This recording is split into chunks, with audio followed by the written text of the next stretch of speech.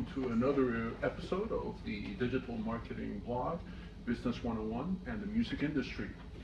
This month's episode, we're going to be talking about traditional advertising. So, according to a recent IBIS World Report, there are close to 13,000 advertising and marketing companies employing almost 170,000 marketing professionals. But the Bureau of Label Statistics that there are more than 2.6 million supporting workers for that industry, advertising, marketing, promotion, including sales managers, producers, animators, art directors, actors, editors, writers, and graphic designers, okay? Along with many other professionals that have direct input in the creation, management, and monitoring of ads for print, radio, film, broadcast, TV, cable, and the internet. Now, a good advertising campaign can certainly help larger companies that can afford to budget for expensive production and extensive coverage to launch, grow, and innovate as they cycle and mature through the business cycles. They can purchase multiple branding channels of communication and saturate the market so a consumer's mind is filled with the basis. That's pervasiveness of mind at the point of sale will stimulate the consumer at the point of buy from need to want, which accounts for 2/3 of all purchases at the malls and in general as the economy. Now, today's agencies know this and charge a standard 15% commission on their media buys. This accounts for 2 to 3% of the entire GDP of the United States, $17 trillion, okay? Now, their advertising effectiveness depreciates by 30% within a short 12-month cycle. From $300 to $500 billion in advertising spend is split 60% nationally and 40% on local markets. Now, among the various mediums are as follows. We have 23% of the time on print advertising and marketing. Although the general consumer is only engaged in that activity 42% on TV, as it should be, considering that the average American spends 44% of the time watching the tube, 22% advertising on web, reflecting the average of 26% of their free time, and 10% of the ads go to radio, which takes up 14% of the consumer's free time. Last but not least, 2% of the money goes to mobile, which is expected to grow from its current 12% of our free time to more than 50%, in part due to the Internet of Everything. We're talking about wearables and watches and smartphones and smart TVs and smart cars. Now, by the way, mobile advertising is expecting to grow this year to almost $400 billion in ad expenditures and account for more than 10% of all retail sales. So, how do companies and advertising agencies decide where to spend $250 billion? Well, they segment the 350 million US population into geographic, demographic, psychographic, and signographic categories, conduct market and marketing research to determine message, tone, voice, reach, frequency, and distribution variables for the right campaigns and media buys. And of course, geographic data, right? Those fields are standard fields, country, state, city, zip code, area code. But things get a little bit more sensitive when you're talking about demographic data. Now, demographic data variables are like gender, male, female, gay, lesbian, bisexual, transsexual, right? Or even religion or ethnicity, language, education, income levels, right? That's kind of a little more sensitive, right? Now, we're all familiar with age, okay? And those are simple categories that we even have a hard time with. Think about the other ones, right? A lot more sensitive.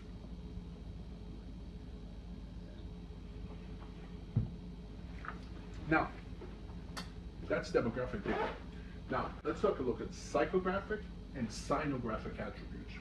They're given to lifestyle purchasing options like attitudes, beliefs, social versus self-image, as it relates to the purchasing decisions made as keeping up with the Joneses and the psychology of impulse buying.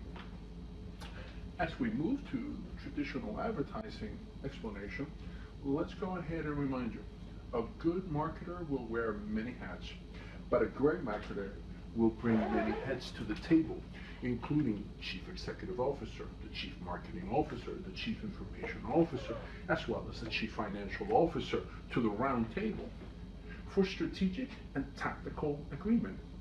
Now, perhaps your company is not that large, and in fact, you are the one and only. So, whether you have a team or you're on your own, you have to deal with the marketing, the accounting, the operations of the company. So this report is important for you, especially if you wear many hats. In fact, large companies utilize not only the human resources capability to expand exponentially and quickly, but also the technological innovation and advances like ERP, Enterprise Resource Planning, PeopleSoft, SAP, Lotus Notes, Siebel, Salesforce on the cloud, and many others, depending on the relationships or their industries. Now, many of these tools have allowed small business ideas to blossom through what many have called the data store. Now, the Industrial Revolution streamlined the production of goods by centralizing the production of goods in the factory floor. The Digital Revolution has aggregated the intellectual service tools on the cloud. And now most companies are protected from expensive internal solutions that require challenging API for integrations. Now, these are now simply provided by turnkey solutions that increase your productivity and decrease your operating costs by scaling at will.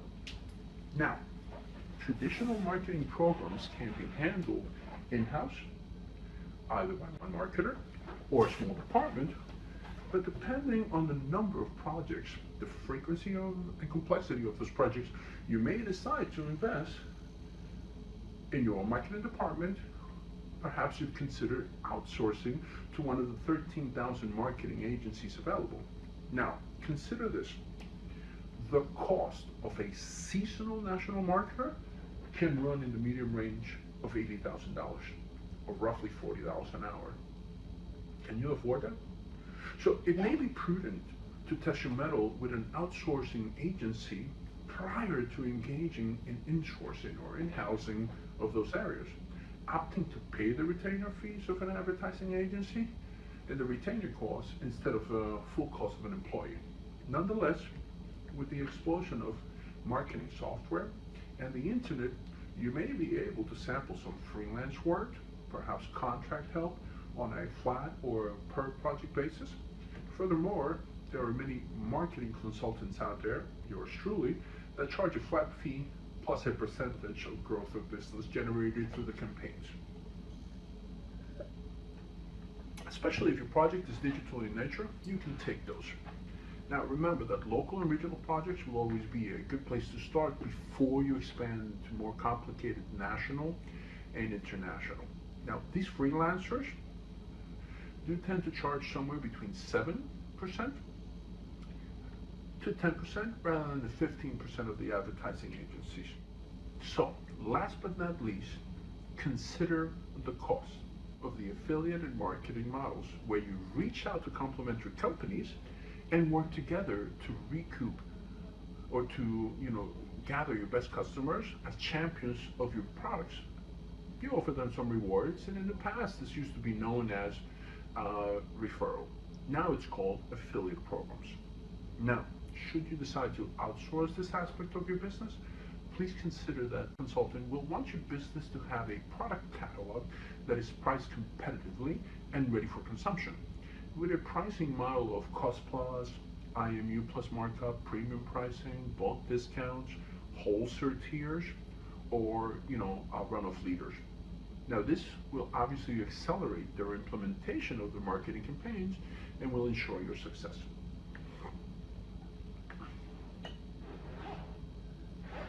Let's talk about outsourcing versus insourcing now. So what is that like? So, should you relinquish such an important part of your growth to a perfect stranger rather than an imperfect friend? Well, certainly the resources necessary to run this campaign can be a lot more than you might have expected and cost a lot more than you were willing to invest in an in-source department, right? If only for that reason, this might be justification enough. But the reality is that even advertising and marketing agencies are having a hard time assimilating the necessary skills and technology needed to integrate this traditional advertising into a cohesive, integrated marketing plan. So according to Inc.Plan's top 5,000 agencies report, IPG, Omnicom, Publicis, WPP, BBDO, Leo Burnett, they're among the biggest agencies in the world. They're responsible for iconic ads like the Marlboro Man from Philip Morris. Now, these agencies and these ads have made indelible impressions in our collective consciousness, and for that, the advertising agencies are nicely rewarded. But even these companies continue to merge for size and scope to keep up with those emerging technologies. Now, the times have changed, and we are no longer a nation of naive followers, but rather a culture of individuals seeking personal expression and attention. Perhaps this is why most large enterprises are willing to manage a roster of anywhere between 50 and 100 agencies. As Forbes.com reported, instead of consolidated to 102. I think this is an ever-changing era where every 18 months there's a new technological advance that revolutionizes and disrupts established norms of conduct in the business. So at this point, you can no longer just pick one partner. You have the advertisers, just like consumers, that want that flexibility of many options, if only to keep the agencies as transparent as possible. Everybody's working hard to understand the next big thing and how the advertisers can earn another consumer in this faster-than-light economy. But it's not as easy as it once was. So advertising agencies have a hard time justifying that their advertising drives as many sales as expected. Direct marketing agencies went a long way and further in setting up these transactional models to set up and monitor these. But both of them continue to have difficulties evolving to the urgency of now and the web of tomorrow. For example, take a simple paper sheet or a pen, right? The ink, the color, everything needs to be chosen before it's sent out. What ink, soy-base, varnish, CMYK, PMS, Pantone. But any of these variables can only be printed once in a 4:1 color. Now, digital and web press came along and personalized this to some extent. However, once the message is printed, whether it be indicative, imperative, receptive, persuasive, or active, it's not going to be printed again. So that impression has been made. It's not contextual. It's not real time. It really isn't personalized.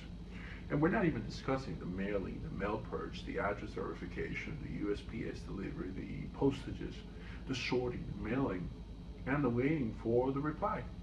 So, to make matters worse, the internet has taken that process and allowed advertisers to make those very same decisions in real time, every single time, for every single customer, as the letter is displayed on different platforms like web, cell phones, tablets, desktops, televisions, radio, print, wearables. So it is tough, and I think they will continue to have a hard time. This feat of flexibility and physical work, at least for another 5 to 10 years. And if you take the singularity into consideration, it really could take 50 to 100 years for the physical world to embrace the digital one. Okay, so now that you understand a bit more about the role of advertising and marketing in your business development strategy, I want to give you a snapshot of the salaries that you will need to consider in your business or marketing plans in order to justify the investment in your desired business goals. Now remember that the same research used to start your business can also be used to plot your next career move with the full confidence that you are making the right decisions and asking for the right remuneration. Okay? Research has been conducted through the Bureau of Labor Statistics, BLS.gov, the 2010 U.S. Census, census.gov, and salary.com. Okay?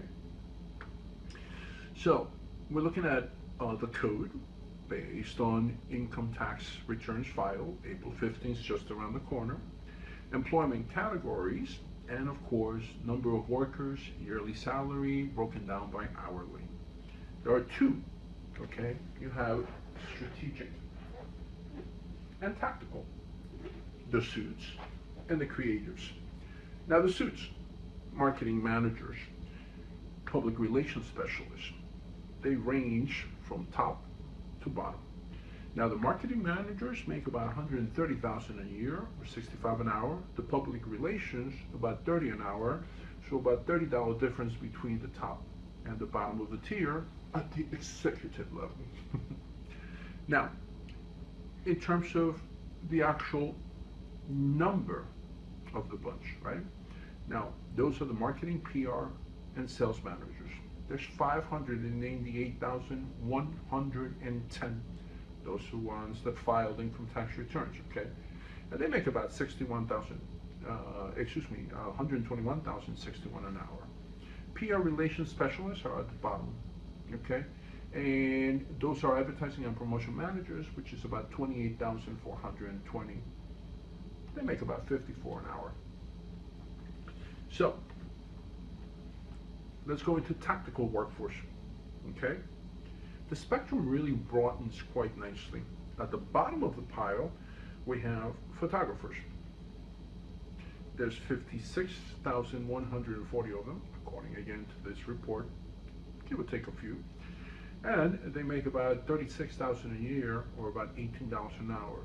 At the top of the chain, in terms of the number of employees, we're looking at writers and editors, graphic designers, 191,000, and art and design workers in general, which is about 500,000, right? 620. So from a numbers perspective, you know, art and design workers, right? It's a pretty good life, right? You get to wear jeans, you get to hang loose, you get to get creative.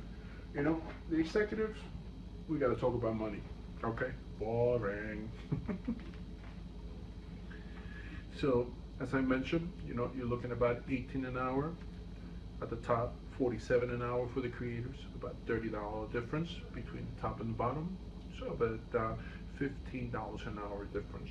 And of course, you're looking at the executives between 65 an hour and 30, again about $30 difference between the two of them, okay? So $30 in the two. Okay, we're gonna cut that part. The full matrix is available on my marketing blog at www.thewirelesscowboy.tv, or you can see it on page 13 of the printed report.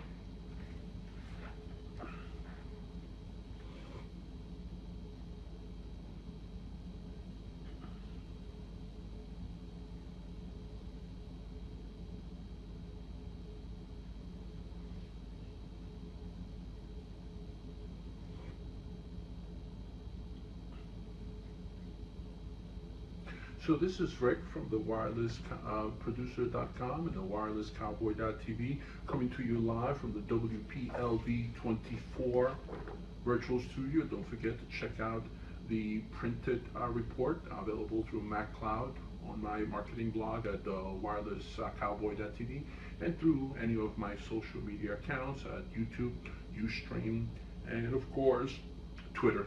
So, I'll see you next month. We're going to be talking about digital marketing, and of course, that promises to be an exciting episode.